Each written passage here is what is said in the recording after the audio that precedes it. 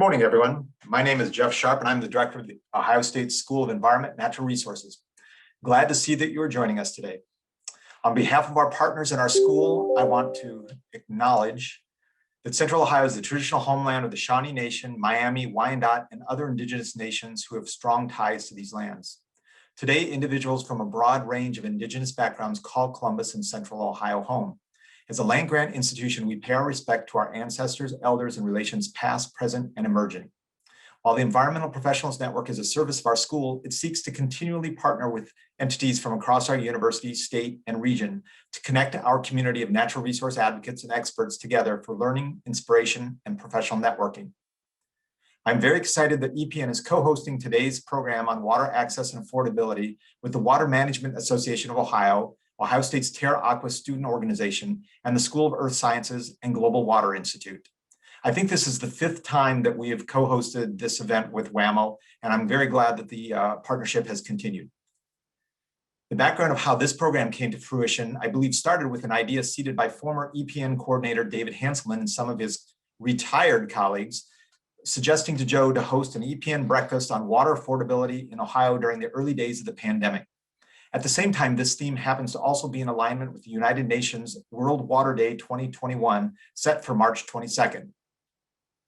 This year, we are encouraged to host conversations about water, values, and the importance of water to our homes and our family life, our livelihoods, our cultural practices, well-being, and our local environment.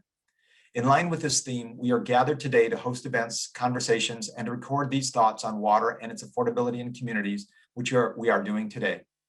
This program is being recorded, and an edited version will be published on our EPN YouTube channel next week, and we will share it out again in lead up to World Water Day. We are thankful to today's program sponsors. Please see their names and contact information listed on the screen. I believe Dana, Frank, and Don are all here and will share a bit about their organizations in a few minutes. The resources provided by these sponsors help us to put on educational programs with WAMO and other nonprofit partners and to feature enhanced networking opportunities for our students. Thanks for your support and your plans to connect with students later during our career networking program. I know we have a number of folks who have signed up for this program and are still logging on. As you are joining us, please review your name in the Zoom taskbar located on your screen. For those seeking to receive CEU credits facilitated by WAMO, or if you are a student seeking course credit for a class, then it is certainly important that your Zoom name is listed accurately on your screen. Eugene will explain this later in the program. For those who are wondering, this event is set up so that your microphone and camera should be set off. Though it can't hurt to double check that in the taskbar at the bottom of your screen, things are turned off. You are welcome to turn your video on because we love to see everyone, though please stay muted while our speakers are presenting. If the microphone icon in the bottom left corner has a red line through it, then you are muted. The same for the video icon next to it. A red line through it means that your video is off. We've been doing this for a year now, and hopefully everybody's gotten very masterful at using Zoom. But we feel important to sort of share with you the guidance on how to use it. We are always trying different approaches to build community through our Zoom-based arrangement, and know that there are opportunities for you to engage with our panelists and one another later in the program. On the screen, you will see our agenda for today and the ordering of our many presenters. The first half of this morning session will conclude by 11:15 a.m. At 11:30, we'll reconvene again in the same Zoom meeting. You will hear more details about this later in the program. Please review the short professional bios for each of our featured speakers on the slides ahead. I encourage you to review your screen, and if you are seeking their full bios, then visit our program site at epn.osu.edu. Welcome, Crystal. We are delighted to have you with us today. Your experience in various policy sectors across our state and Great Lakes region will be a great benefit to our conversation today. I understand that you're staying on for the Career Conversations program at 11:30 a.m. with the students and other professionals. We greatly appreciate that. Please review the bio for Constance Haqq on the screen. Joe shared that you provided some initial ideas to this program back in early autumn. So glad that you can bring your experience and perspective from Northeast Ohio and the greater Cleveland area. I understand we have folks joining us from that region of the state, including some Cleveland State students. Looking forward to hearing your remarks and more about your work. Our third speaker today, Dr. Betsy Taylor, is joining us from Lexington, Kentucky. Brief summaries of her research and community development practice work are featured on the screen. I understand that you are just beginning a collaboration with a team of interdisciplinary researchers here at Ohio State, including from our School of Environment and Natural Resources. Very exciting, and thanks for being part of this program today. We encourage you to ask questions directly to our panelists during this program using the chat function that is located in the Zoom taskbar at the bottom of your screen. Rather than sending questions to them directly or to everyone at once, we request that you direct your questions specifically to Eugene Braig, who will introduce himself next. If you have a specific question for a speaker, then please send to Eugene and type in the @ symbol followed by the speaker's first name alongside your question. He and Hannah Commune, undergraduate student president of Terra Aqua, will review and ask those questions to our speakers at 11. If you need to troubleshoot technological or connection issues, then please send a direct message to the chat to our event hosts, Dana Hinaman, Cecil, and Joe. Next up, I want to introduce my colleague here in the School of Environment and Natural Resources, Eugene Braig, who serves as Program Director for Aquatic Ecosystems. He is also the current board president of WAMO. Over to you, Eugene. Thank you, Jeff. As Eugene mentioned, I am Program Director for Aquatic Ecosystems Extension here at the School of Environment and Natural Resources. I am also the current president of the Water Management Association of Ohio. And Joe, if you don't mind bringing those slides back up and putting it on the WAMO logo, would be appreciated. So the Water Management Association of Ohio is an overarching organization, a substantial organization that it operates in several divisions. So if you have any interest in management of water within the state of Ohio, the Water Management Association of Ohio is the organization for you. The acronym, of course, WMAO, is affectionately pronounced WAMO by those who are in the know, so WAMO. Visit wamo.org, please. I encourage you to check out all our programming, including, for example, coming this fall, we will be entertaining our 50th anniversary conference. Well worth attending. Always operates in several concurrent sessions, covering, once again, all aspects that you can imagine related to the management of water within the state of Ohio. We also sponsor every other month luncheon seminars, great professional talks from interesting speakers doing interesting things. We also have a student affiliate program, of which I'm very proud, and one of my goals as president is to recruit more student affiliates. You've heard of our partner Terra Aqua, who is a student affiliate of WAMO at The Ohio State University. I would love many more student affiliates of WAMO, so please find my contact information at the wamo.org site. Drop me a line if you are a student or a professor at any university that is associated with a water organization at that university. I would love you as a WAMO affiliate. And I would be remiss if I didn't take a moment to thank our other sponsors again, of course, the Environmental Professionals Network, Terra Aqua, the student affiliate of WAMO, and of course, the School of Earth Sciences and their Global Water Institute. I'm very proud of today's program, Equity Strategies and Water Affordability for Marginalized Communities. I very much also like how it dovetails nicely into the World Water Day theme of valuing water.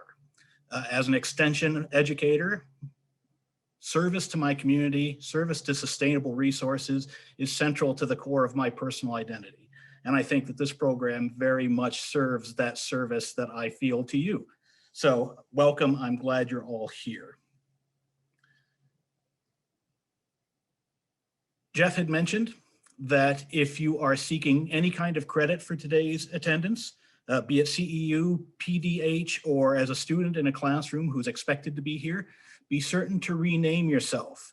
There are a couple of ways you can go about that. So if you can see your image in the tiles, if you hover over that image, you'll find a menu icon that is 3 dots in a row. Hover over that menu icon and call up rename.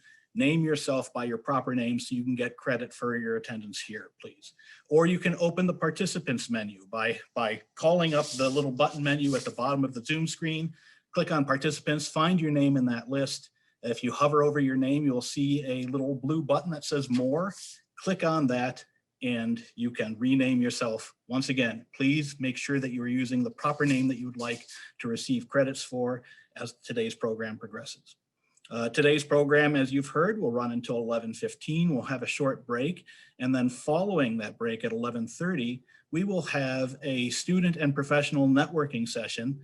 We are really encouraging students getting some mentorship to become active professionals in the very near future as professionals in water management. So watch for that program. Please join it after the fact. I'm looking forward to talking to you all there. I also want to take another moment to thank our sponsors. And in particular, we're going to hear from several of them. So first, I'd like Frank Majchszak with Eagon Associates to give a little pitch on what Frank is all about. So Frank? Eagon, thank you.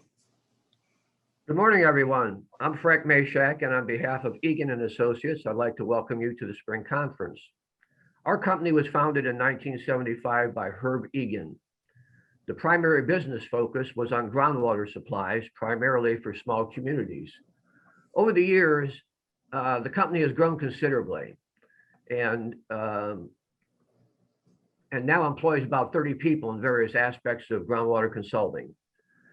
The evaluation and management of groundwater supplies is still an important part of our operations. We have assisted not only the cities of Columbus, Springfield, and St. Henry, but also numerous other communities in Ohio and neighboring states. Siting and monitoring of waste facilities is a major aspect of our business.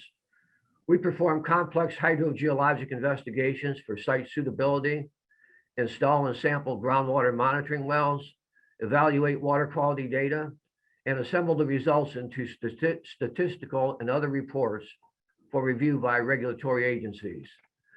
We also investigate and remediate aquifer contamination, which often involves groundwater modeling to determine sources of contamination, migration pathways, and time of travel.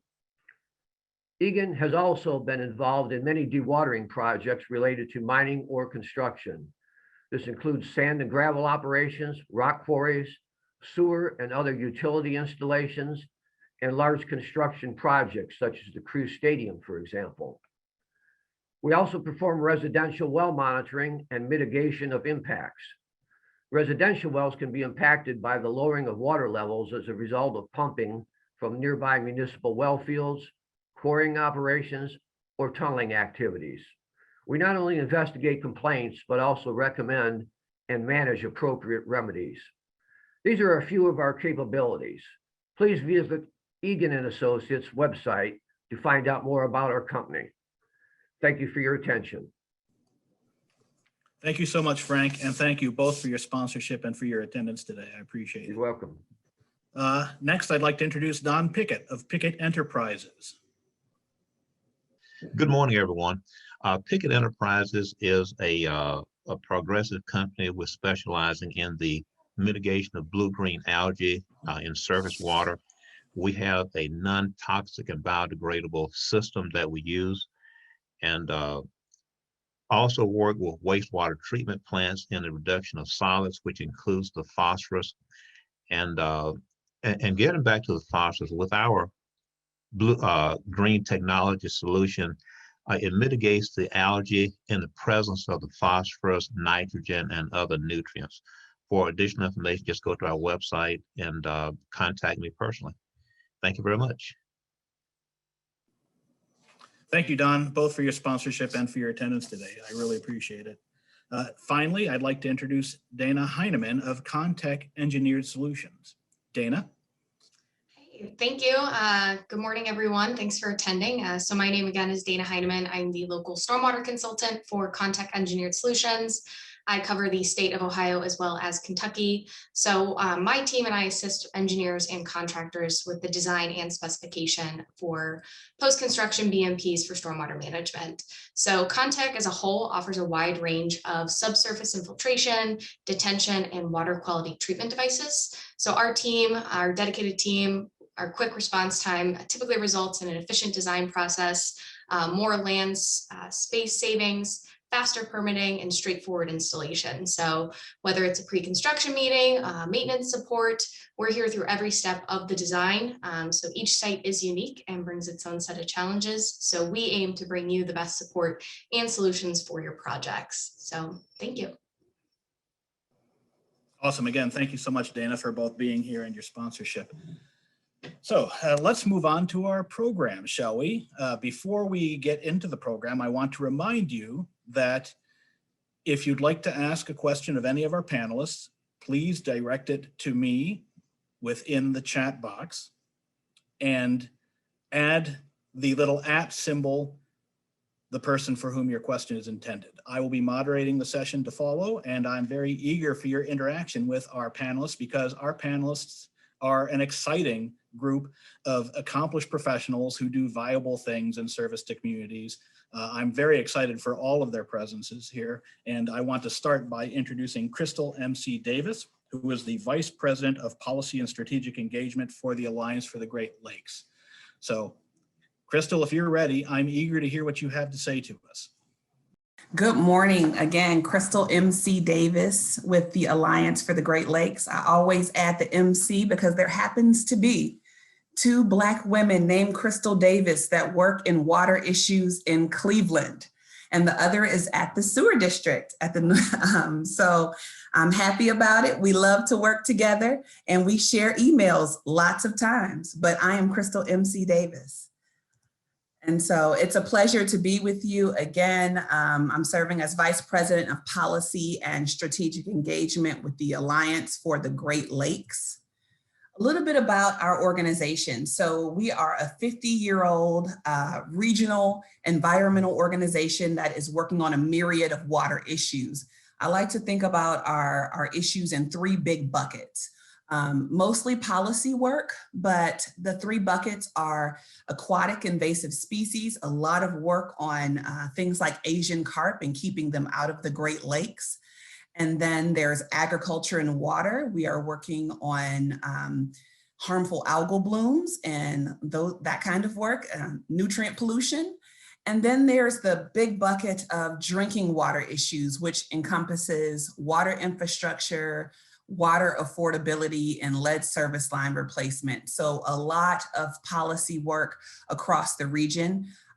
We are headquartered in Chicago with 5 offices throughout the Great Lakes states. I am managing our policy portfolio and working out of our Ohio office here in Cleveland. We also have a number of volunteer programs. Most notably is our Adopt a Beach program. What's notable about that program is that we have teams of volunteers that go out and clean up beaches. Anybody can go out and clean up the beach. What's notable about that program is that we actually chart what we collect, and so we can share those findings with researchers to guide social awareness campaigns. And so I started in this role in May of 2016 in Cleveland, and it is incredibly important to make sure that we are responsive to the area that we are operating in. And one of the first questions I had was, how do people of color in the greater Cleveland area feel about water issues? And oddly enough, it was really hard to find the answer to that. There was not a lot of data that incorporated the perspectives of minority communities and their feelings about water issues in the greater Cleveland area. And so my approach to finding out how community feels about things is quite simple. It's shut up and listen. And so we embarked on a listening tour of community conversations, and we wrote a report about it. And it's called Step 1, Shut Up and Listen. And so we learned so much from going around to different communities and hearing about their priorities. And I'll tell you a little bit about what we heard. So some of the findings. First, we learned that proximity matters. For the folks in the greater Lorain area, we partnered with a number of partners for this project, but in the greater Lorain area, where they were really close to the lake, they had a sense of obligation to it. And so they actually referred to it as my lake. And then in the east side of Cleveland, where they might have had to take a bus or 2 to get to the lake, they felt a little disconnected from it. There was also, we learned that communities had more immediate concerns. I heard very clearly from communities that addressing environmental issues was somewhat of a luxury issue at that time. I heard from parents that they were worried about their babies being able to walk to school safely. They were worried about being able to afford prescription medications and other issues. And so they just did not have the time or the luxury to be able to discuss the threat of a harmful algal bloom in the western basin of Lake Erie. And so we heard that loud and clear.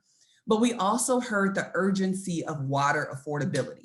It's not that we hadn't heard this before, but we heard it loud and clear in that people were saying, this is an issue that deserves immediate attention. I cannot afford my water bill. I live alone and my water bill varies from month to month. This is an issue. This is my connection to Lake Erie, is that it's my source of tap water. And so if this is my source of connection to the lakes, then we need to address water affordability. And as an organization that cares about the lake and the people that benefit from it, then this is an issue that we had to address. And so step one is shut up and listen. Step two is respond to what you heard. And so we responded to what we heard and incorporated water affordability into our suite of priority issues. And so as we started to work on this issue, we learned so many of the nuances to working on this issue.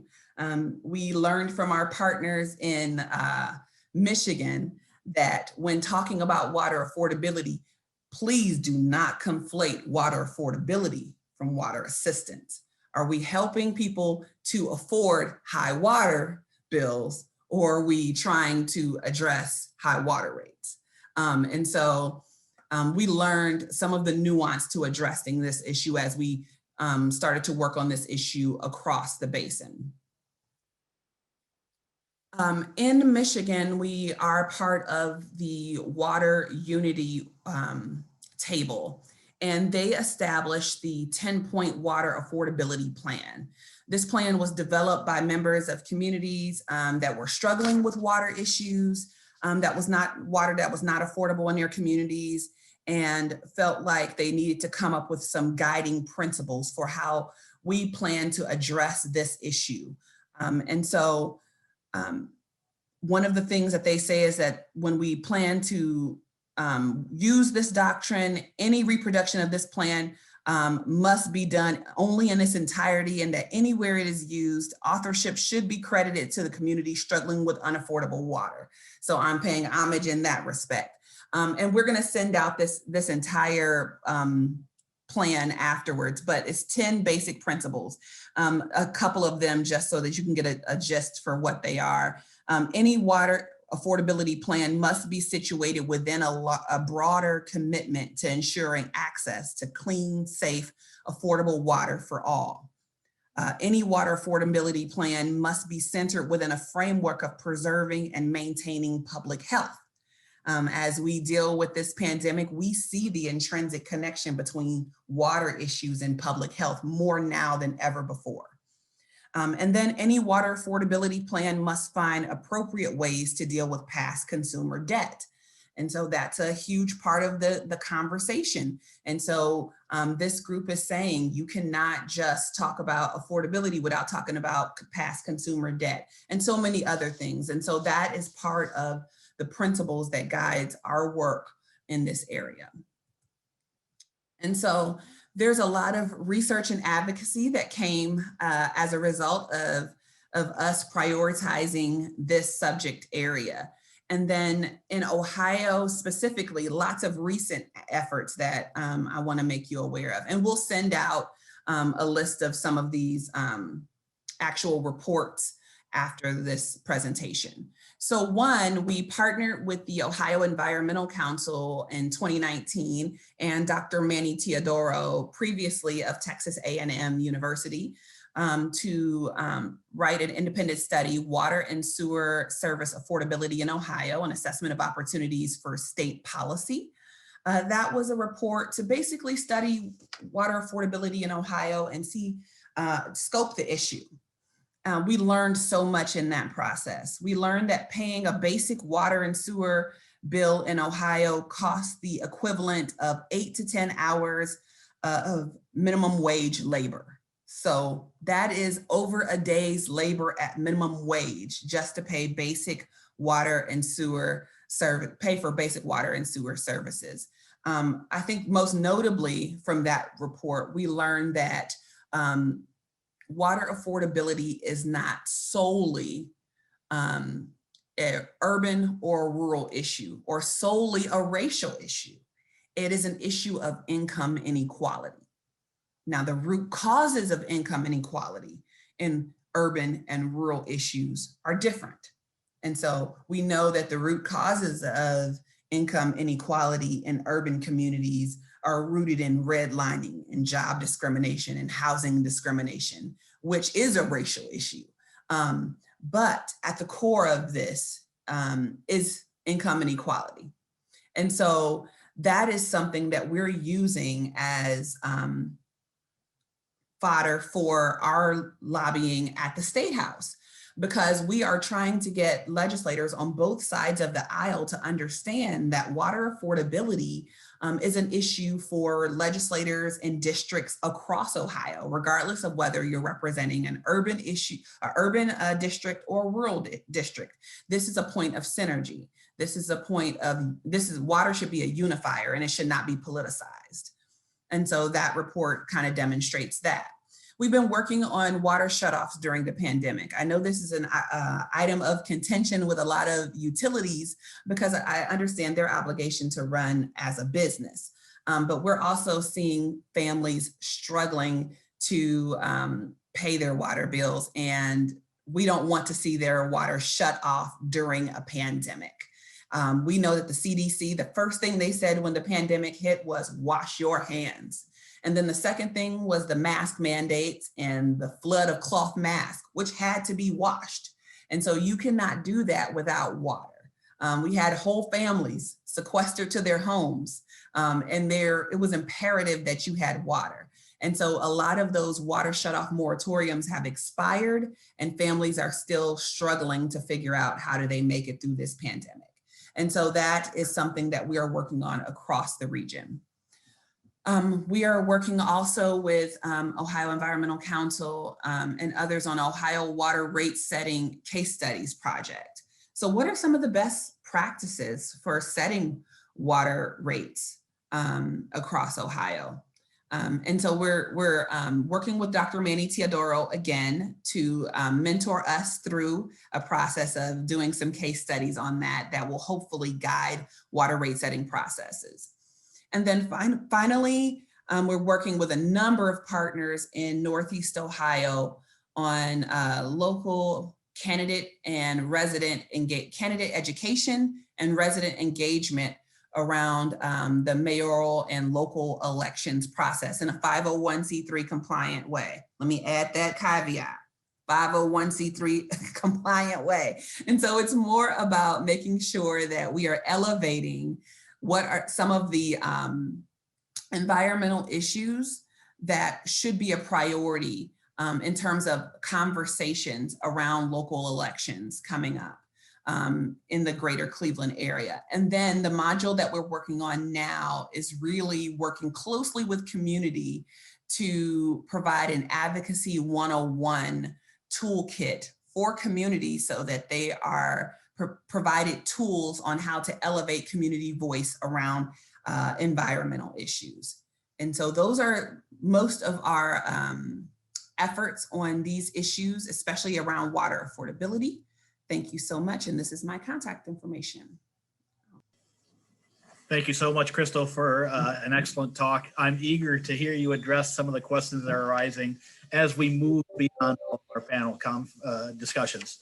But next, I'm excited to introduce Constance Haqq, who is the Chief Administrative Officer of the Northeast Ohio Regional Sewer District, which is an organization I actually think quite highly of and really respect the environmental work they do. So Constance, if you're ready, I'm eager to hear what you have to say.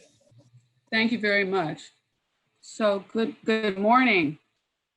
It's a pleasure to be here. As was stated, I'm Constance Haqq. I'm the Chief Administrative Officer at the Northeast Ohio Regional Sewer District. So I'm happy to talk about something we talk about at the Sewer District almost daily, and that's affordability and the challenges that our customers face concerning this issue. So I'm going to share with you a little bit about who we are and what we do, a little bit about our budget and our rates, and some of our affordability programs and our challenges. So just briefly, we are a political subdivision of the state of Ohio. We were created by court order in 1972. We serve the city of Cleveland and 61 suburban communities that surround Cleveland, which comprises about 1 million residents.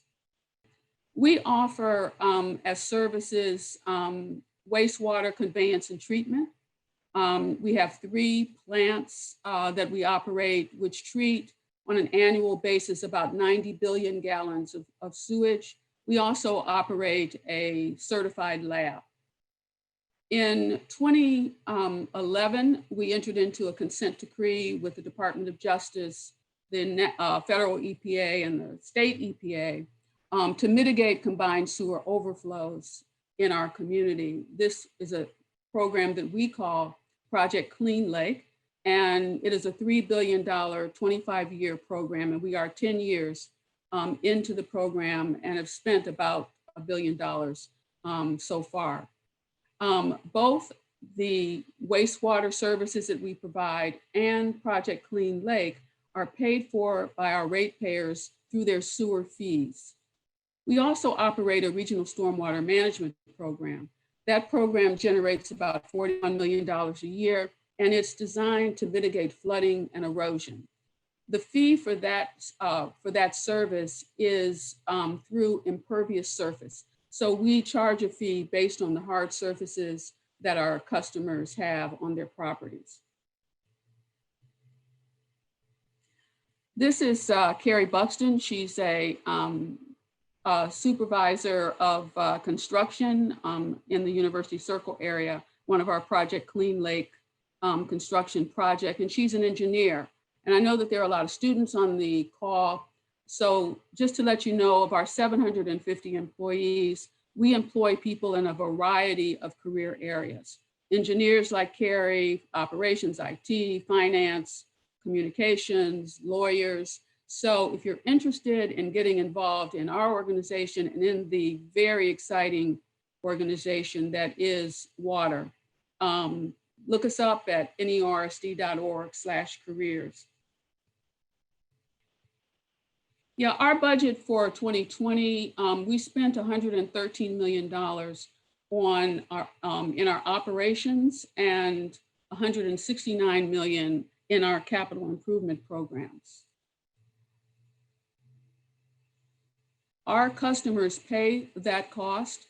A typical customer pays around $75 a month and for their wastewater bill, and $5.15 for their stormwater management bill. When we think about affordability, we think about it in the broadest of terms. First of all, affordability is being an efficient and effective organization. So we work really hard to be lean, to be productive, to be efficient, and to be good stewards of our ratepayers' dollars, and to provide them the services of, that they are paying us to provide. And so we're always looking for cost savings. We're looking for ways to get our job done in the most efficient manner. We look at those cost savings as it relates to Project Clean Lake.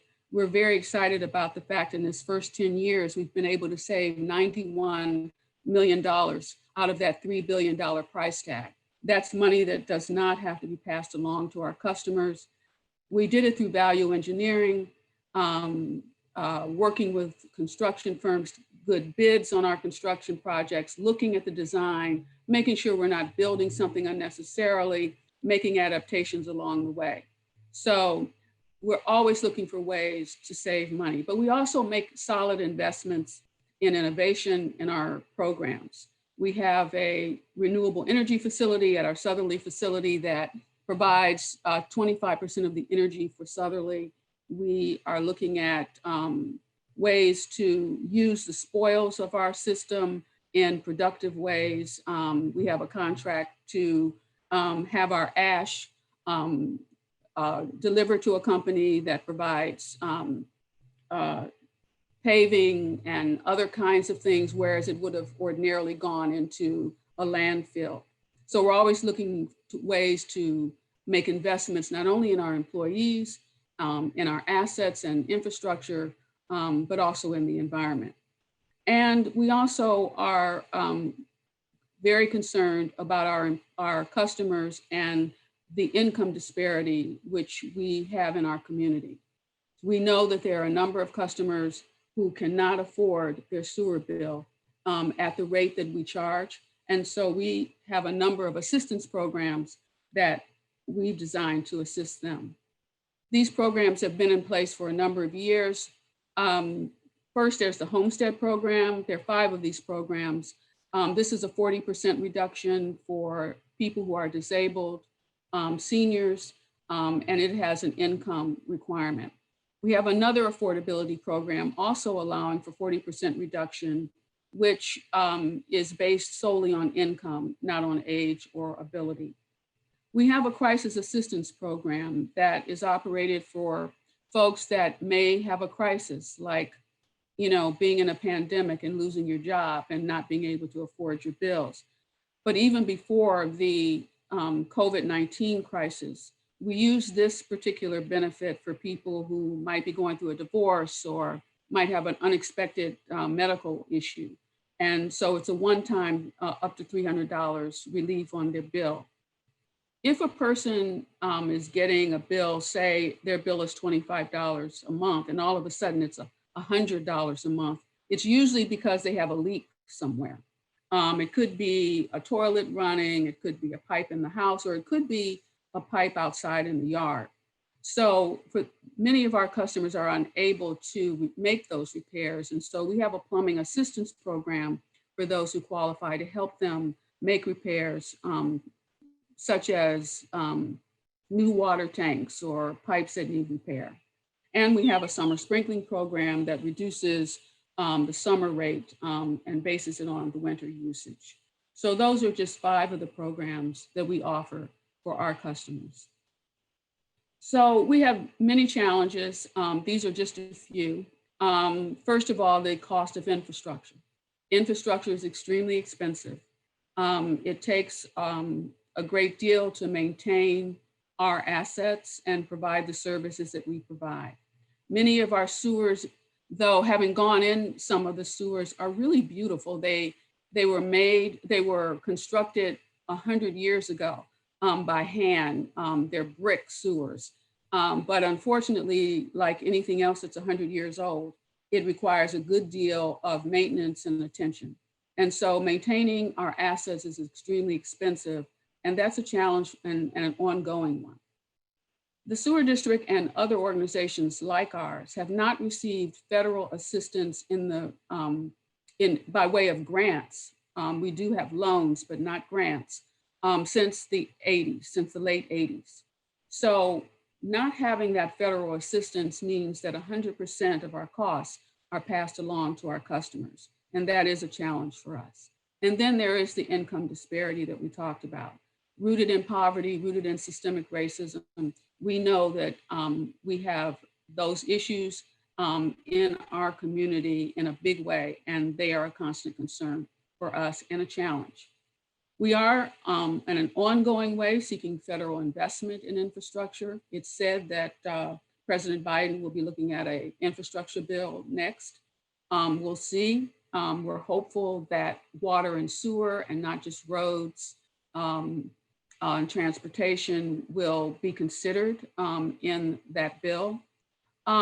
We also have the 5 programs that I mentioned, but they're not fully utilized. And so we have an ongoing challenge of reaching customers who can benefit from our affordability services. And we are looking at some creative ways of doing that.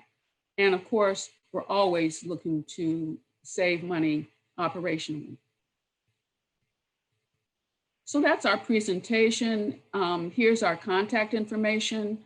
We have a very active presence on social media. we would love for you to reach out to us at any point. And thank you very much. Thank you, Constance, for your excellent talk. Finally, our last panelist is Dr. Betsy Taylor, the founding director and cultural anthropologist at Livelihoods Knowledge Exchange Network. If you're ready, Dr. Taylor, please take it away. It's a real pleasure to be with you. I'm going to be speaking primarily about some community-based work we're doing in Central Appalachia, which will be, of course, very relevant to the Appalachian counties in Ohio. But I have to say, I've learned so much already from this panel, and I'm just really appreciative of the chance to be here. As Crystal and Constance have been talking, I felt the shock of recognition, even though, you know, it's different communities, but so much is resonant. But I'm also learning a lot from the really exciting approaches that you're taking. Yes, so most of this, my talk will be focused on Eastern Kentucky. And I want to start by, my organization is called Livelihoods Knowledge Exchange Network. And I'd like to start by, I know that there are a number of students here, by focusing on a little bit on where I want to end up at the end of this presentation, which is to talk about, I'm going to be focusing on the kinds of collaborations that are so important in doing community-based work. And what we're seeing is that there are exciting new job possibilities emerging because of new public revenues possibly coming into some of these infrastructure things, and also jobs that are kind of hybrid in nurturing the sort of civic infrastructure that I'm talking about, the human dimension of building collaborations.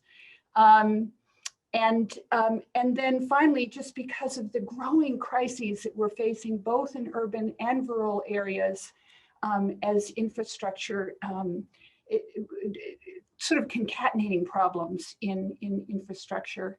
And then one of the themes in my talk will be the ethical dimensions of this, in terms of ways to really bring in communities and geographies that have these very deep historic legacies of marginalization. So the link tank, as we call ourselves, that I work in, we link communities who are doing long-term planning with scholarly resources, and particularly focusing on communities that have been very affected by boom and bust kind of economies. And we take a very holistic approach, because as we're trying to nurture local livelihoods that really last and that are built on local resources, we find that from a community point of view, these issues are very holistic and multi-causal. And this resonates with as the earlier speakers. So for instance, the water issues are very tied in with issues of health. We're beginning to notice patterns of not just severe income inequality, but also the special problems that disabled people face, for instance. And we have very high rates of that. So when you're looking from the point of view of communities, things are very synergistic. So it's really hard in our programs when we're really working closely with communities to separate out water from cultural issues.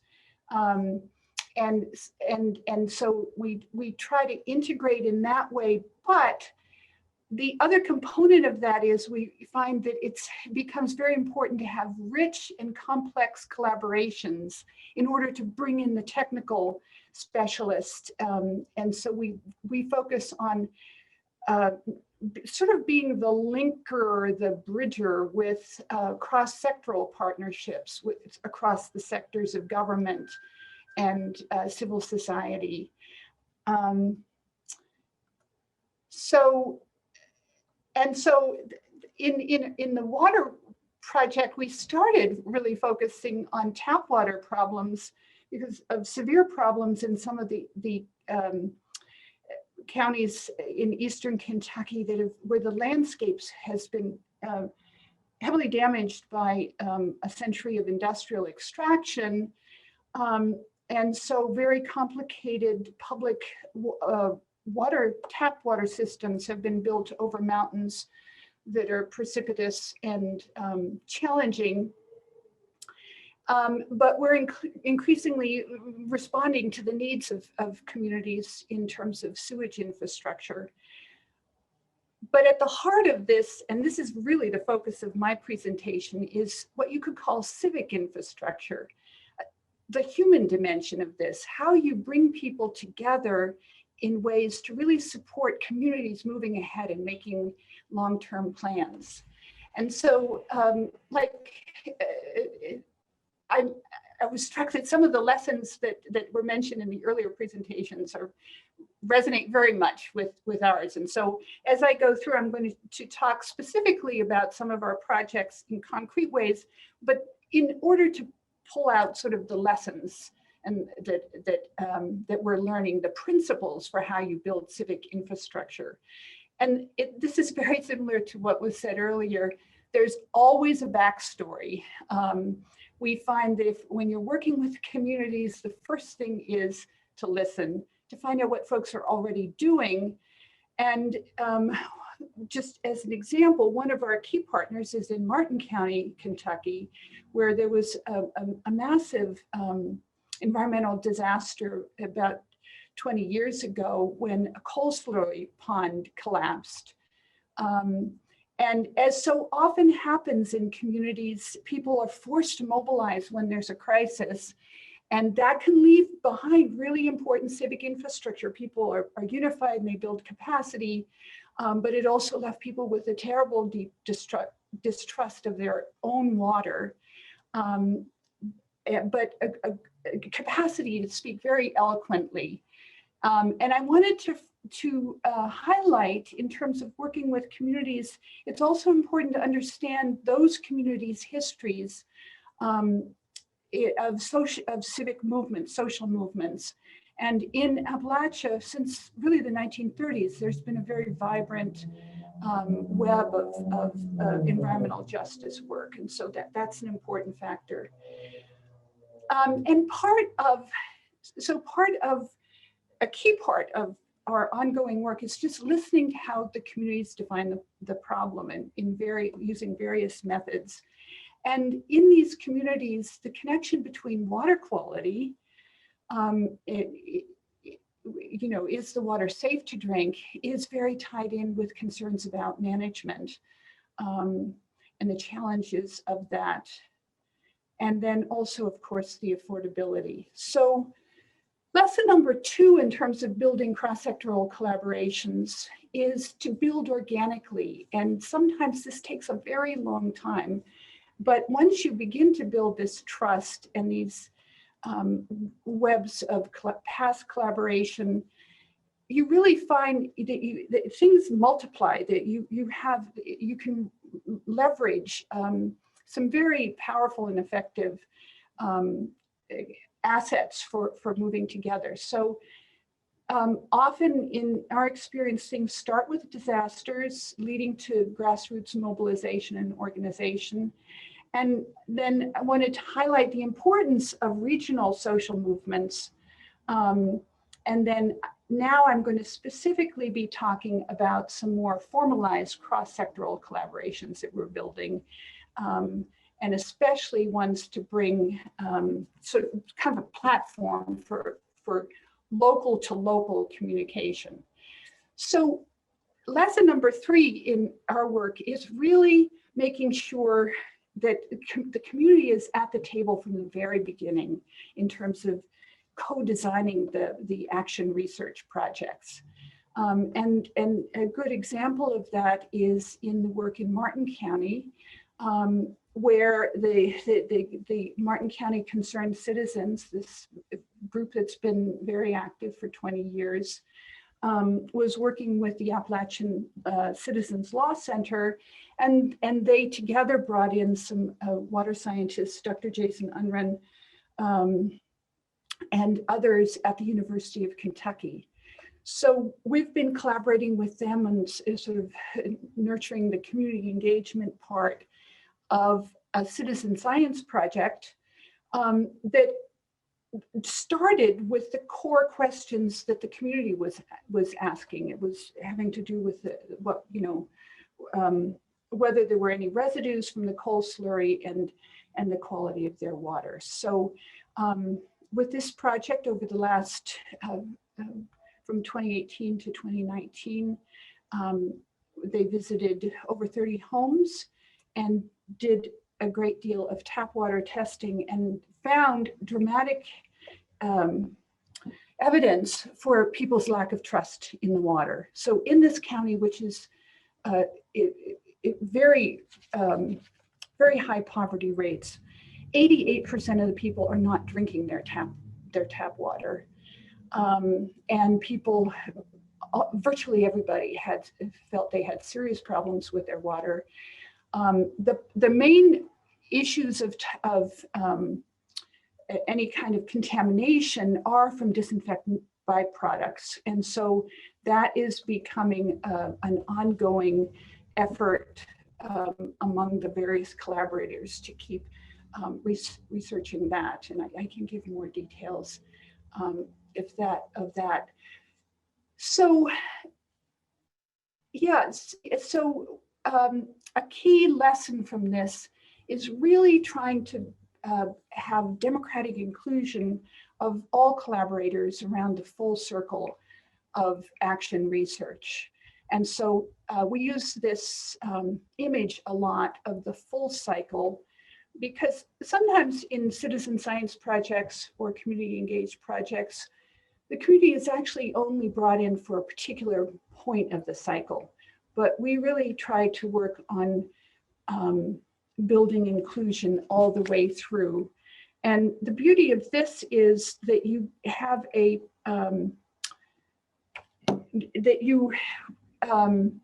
it's a cycle, but it's also kind of a spiral that leads out to future collaborative research. So even though the focus of the first project was on water quality, the affordability issue jumped out. And so that led to another study on that. Like in University of Kentucky, just got a large grant from the National Institutes of Environmental Health Studies for a 5-year project to look at disinfectant byproduct contamination over 5 years. And we're planning some long-term public revenue studies to really look at the systemic viability of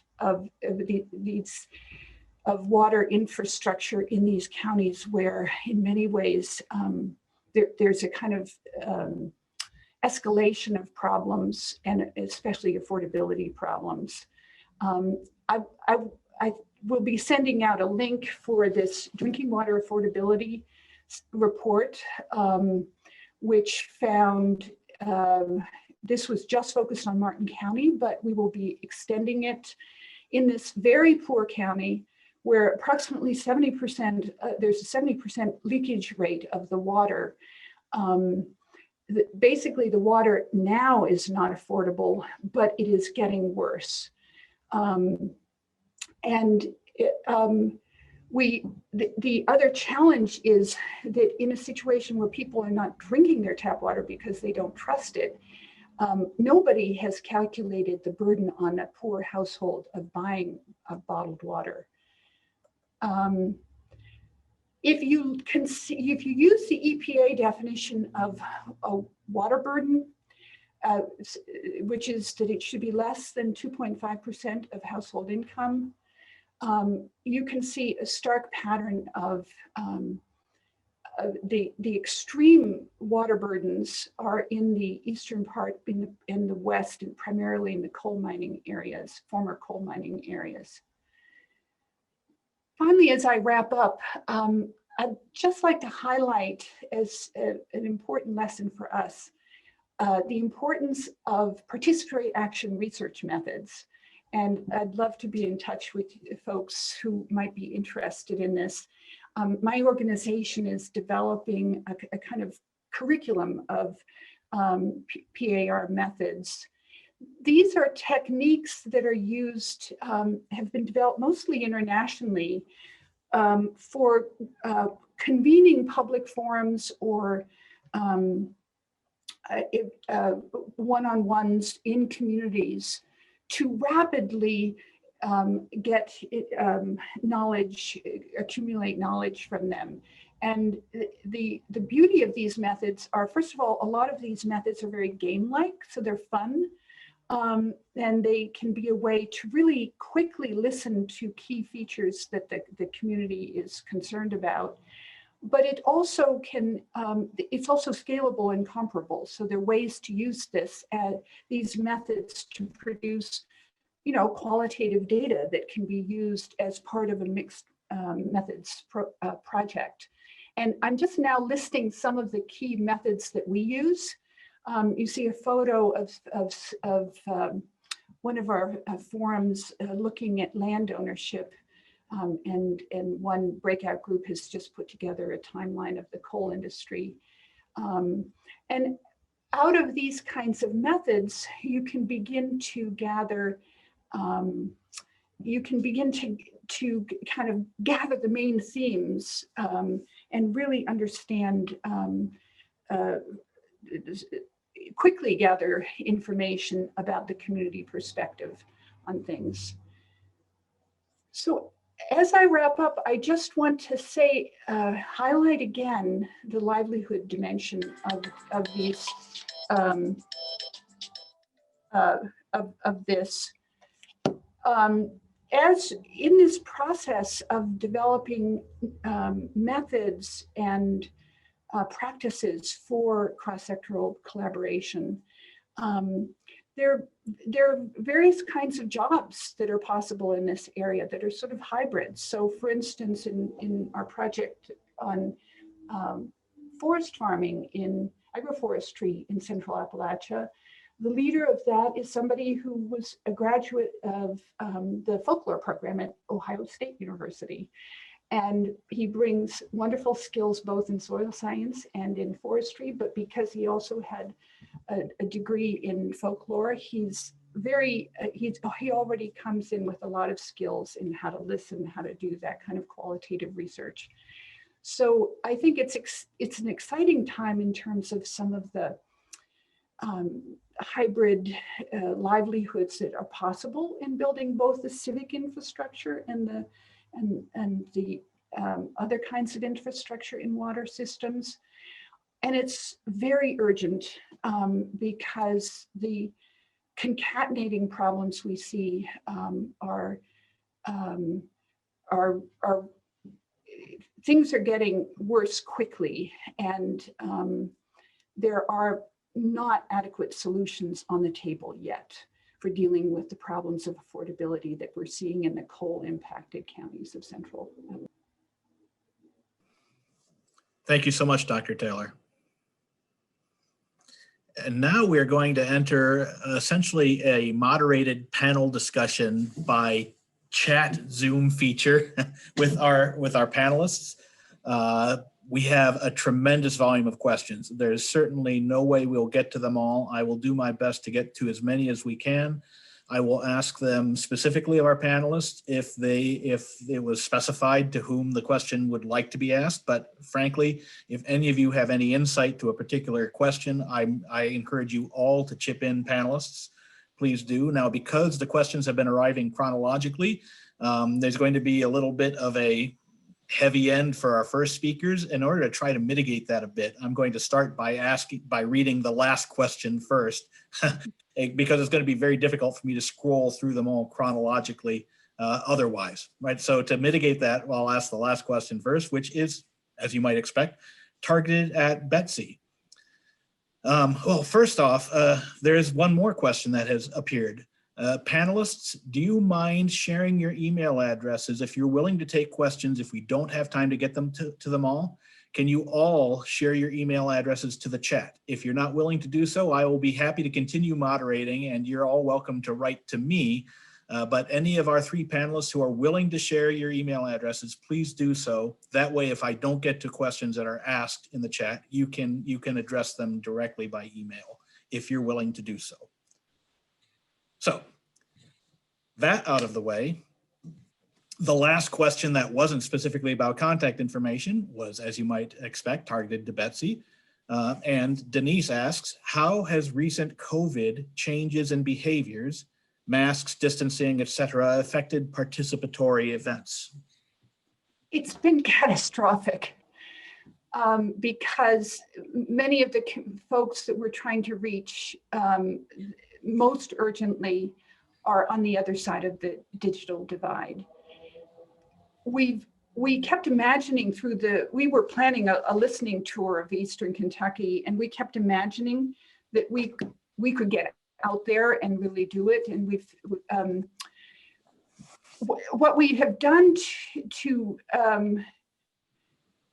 as a temporary thing is really to work with key leaders in the community who are able to get digital access and have sort of enrich and deepen that connection. So we started an East Kentucky Water Network, and then those people are rooted in their own communities, and they are in a position to go out and do things on their own. But it has been devastating. The COVID, it has been devastating for real community engagement in low resource communities.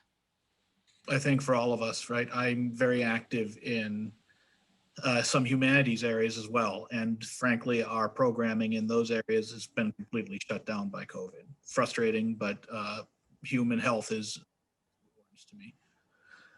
The first question that arrived was actually targeted to me, so I'll address it really, really quickly, and I'll encourage further correspondence if I don't address it sufficiently. Does WAMO or any of its sub-organizations have an open or declared stance on water shutoffs? I can say personally, I abhor the idea of shutting off water. As a human being, I recognize that I'm made mostly of water, and access to potable water is of primary importance to all human beings, but WAMO does not have an official policy statement on water shutoffs. I wouldn't mind generating one. We have to be careful to walk that fine line between professional organization and not appearing to be too much of an advocacy group. But personally, I am opposed to water shutoffs. I'd be keen to discuss more at your leisure, Zach, if you're interested in doing so. Kirsten asks, Crystal, can you expand on the nuanced differences between water affordability and water assistance programs? Sure. So this was mostly, I've learned so much from Monica Lewis-Patrick with We the People of Detroit and a lot of the frontline partners in that area. And it was mostly around just making sure that we are separating the two strategies. It was an acknowledgement that there is a need for both. There is a need to address rate structures and making sure that we can come up with affordable water for all. And then there is also the separate issue of the fact that there are folks who have fallen on hard times who need help now. So as we are working on on setting the rate structures and getting what we need, affordable water, there are folks who need these customer assistance programs, water assistance programs right now to help them through this moment. And we need both strategies, but they are different. And so we have been focused on both, but making sure that we are addressing them separately. There are folks that have been conflating the two and working singularly on customer assistance programs, which will not fully address long-term water affordability. And so that is the nuance to that. Thank you, Crystal. Cindy did not specify a panelist, so I perceive this as being perfectly appropriate for a free-for-all. So all of you, please jump in on it as you have thoughts. Cindy asks, should we not also be discussing the cost of water versus other things like cell phone bills? Water is an essential for life, but other bills we pay within our household are not, but are often given priorities. So any thoughts on the cost of water nestled into the cost of conducting modern life?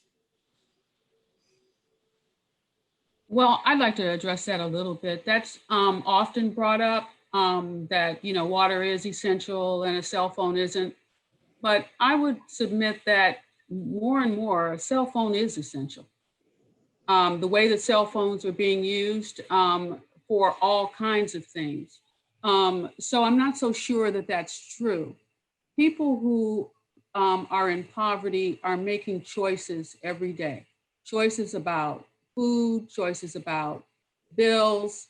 And I don't think we should trivialize their, and I'm not saying that you are, their dilemma, because they're real issues. And how they do that, I don't know if anyone has ever participated in a poverty simulation, but that's a very strong eye opener to understand what it actually means on a day-to-day basis to be poor. So I think there are a lot of hard choices that people in poverty have to make.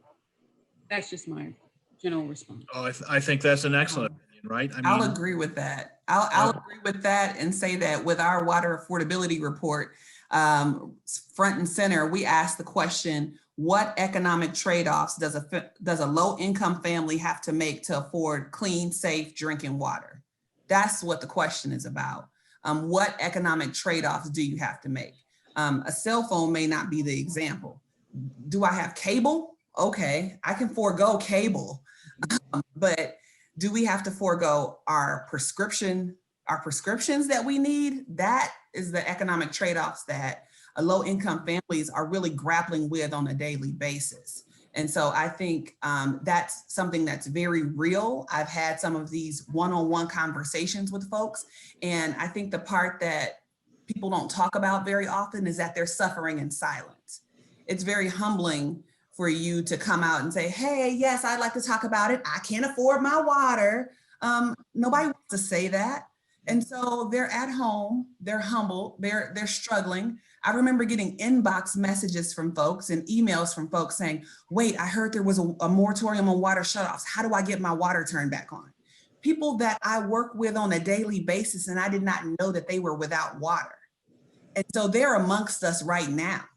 And so I think that it's, again, to Constance's point, I definitely don't want to trivialize it, but I don't think it's as simple as people are deciding whether or not they want to get their hair done or pay for their water bill. This is a situation where people are deciding, are they going to put food on the table or pay their water bill or pay daycare bills? It's a real serious situation in all communities. That fits so much what we're experiencing. And I think that the importance of really looking at challenges that have to do with being low income in particular places is really crucial, because it varies from place to place. So in many parts of rural America now, it's very hard to get cell phone access. But you'll see families maybe deciding that one family member needs to get it because people are doing really, juggling all kinds of things. So because of the lack of internet or spotty internet, I know a number of people who go to the local McDonald's periodically just to get access to the Wi-Fi there at McDonald's, or going into a place where they know they can get self-coverage to get a download of texts and a lot of, so I am wondering if maybe we need to think about infrastructure in general for some of these communities because they're very connected. So the issues of broadband, any kind of communication connection are tied in with questions of security and the ability to access basic services. So it really needs to be contextualized in people's actual lives in particular places.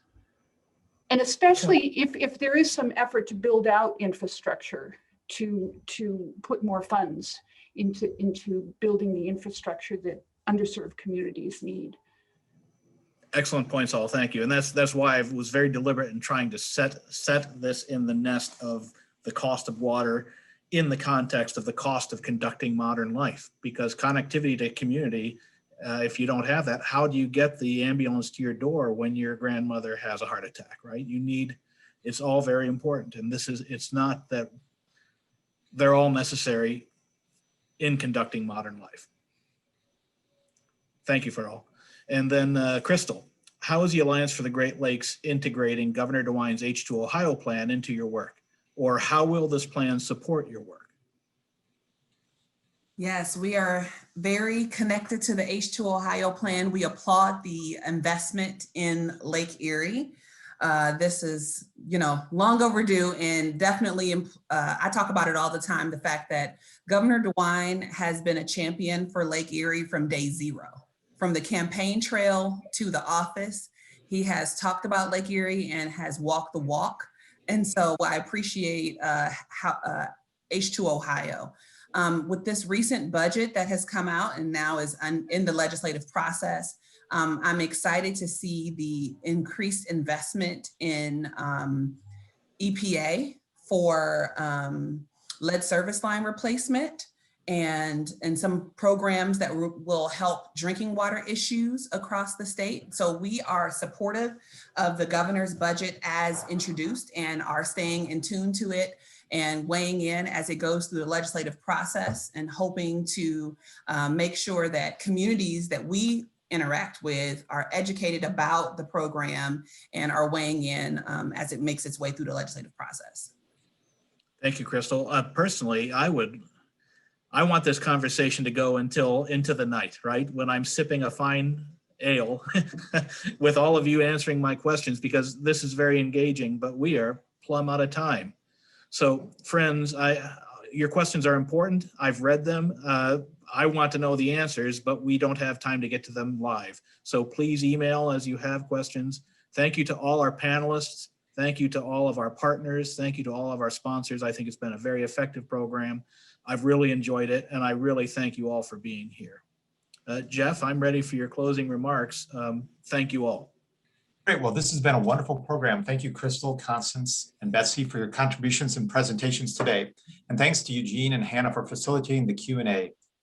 We have compiled a list of resources shared in association with this program with Cecil and Dana, and we'll send to you tomorrow, along with a survey gauging feedback from this program.